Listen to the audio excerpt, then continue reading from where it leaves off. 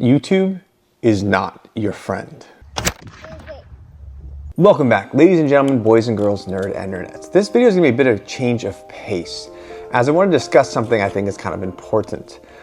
Now, if you're like me, your YouTube is filled with medieval content, and then of course, some Warhammer from Wes Hammer spattered there, and Quinn from Quinn's Ideas, who's a great sci-fi guy.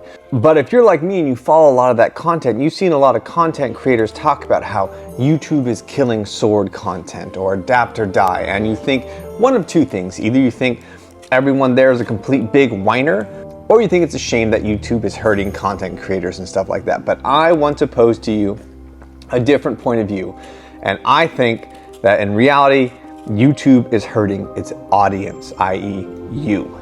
Now, to start off, have I seen a decrease in views while my subscriber count goes up? Yeah, sure. Most of the videos I've been doing lately, despite putting more effort and more time into them, have been flopping pretty hard comparatively to when I started out the channel. I'm also well aware that I'm a grown man playing with ancient weapons in his backyard with a $10 tripod. So what you get is what you get. However, this is not about me. This is about you, the audience, let's say. Now, YouTube is constantly changing its algorithm. And in prep for this, I listened to a couple interviews from the YouTube liaison to creators talking about how their goal is to try to give viewers something that fills them up, let's say. So each day it varies depending on what they watched last, something that keeps them engaged with YouTube and with the platform. The problem with this, as many parents know, is that if you give a child a choice between something that fills them up that is bad for them or something that fills them up that is healthy and good for them and nourishes their being, they are always going to pick the junk food. Now, just to be clear, I'm not saying my content is fine dining 5-course meal. I'm just a dude who's trained with weapons most of his life, and I enjoy sharing it and all my shenanigans with characters in the backyard. So don't think I'm trying to say that I'm something special. The intent from YouTube remains the same. They want to keep you locked in on the platform, going nowhere else, regardless of whether or not it's going to enrich your life, which it's not going to. I don't know if this even really needs to be said, but YouTube doesn't care about you. It doesn't care about enriching your life.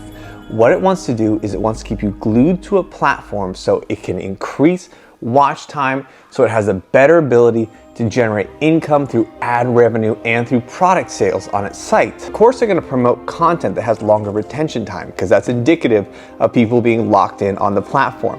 And that's going to be good for them. That's good for their business because then they can promote more things as people are locked into it for a longer period of time. So as a result, many content creators are trying to change the way in which they do things, whether that be more quick cuts, more graphics, more engaging things, more divisive topics to get more comments to increase engagement.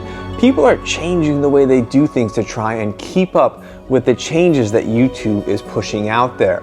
And the problem with that is that if you do that, you're gonna lose the personality that brought your page to the forefront, and you're gonna be chasing an algorithm that doesn't care about you, and an audience that is only interested in engaging in divisive topics or flashy things. And of course, don't begrudge anyone who's doing this, who needs YouTube revenue to live. I've been fortunate, I'm 40 years old, I've worked my life, I still work. I'm in a position where this is a hobby. This is something I get to do for fun. I get to share a passion. So I don't need to worry about changing what I do. But for everyone else who's living off of YouTube revenue, it's like a race to the bottom where you're trying to constantly change to adapt. And in doing so, you're muddling down the content to what's cool in the moment or what's trending in the moment. And that's getting pushed to the forefront. And that's gonna be a detriment to the audience because they're getting the same thing funneled to them and you're becoming a part of that. So like I did say, I have noticed a bit of a drop off in the content that I do, even though I've not changed it. If anything, I've improved it, I feel. But what I did notice is that the people who like the stuff still come back. And I feel like I've really created a group of what I consider to be friends who really are interested in what I'm doing, and I have a conversation with them in the videos. Like, this is one thing I love, is just having a conversation with people who like the same stuff. Regardless of the amount of views that I get, it's the quality of the people who like it, and they get to engage with me and I get to talk to them. However, the one thing I really hope that comes through in the videos that I create is to never lose that sense of childlike wonderment and sense of adventure. There's always adventures to be had out there, even in your backyard, whether it's just messing around or playing with your kids. There's something outside of the internet that exists, and it's been a great source of pride for me that so many people have watched my channel and they are like, I got a sling now, I'm training with a sling. Or I bought a bow, I've been training with a bow for X amount of time. Or even like, you know, they're motivated by the way that I look, and so they're like, hey, I'm trying to make better health choices because I want to be more fit for my family and for my kids. That's the one thing I really want to leave as a message on my channel. My channel is for fun. My channel is silly and goofy. It's a guy who plays with weapons in his yard. But the one thing I want to leave with, and I want to start ending all my videos this way, is instead of saying, you know, check this last video I did or check out the previous video I did, there's always a link to another video where you kind of get stuck in that rabbit hole and everything. I want to start ending my videos the same way. The way I want to end my videos is I simply want to say this. I hope you enjoyed the video. Thank you for watching. Now, if you have a moment, turn off that computer, log off of that phone, step outside and try something new. Because no one's going to sit around at the end and think, oh man, I wish I would have watched this other video. You're gonna think about the experiences you had or the experiences that you missed out on.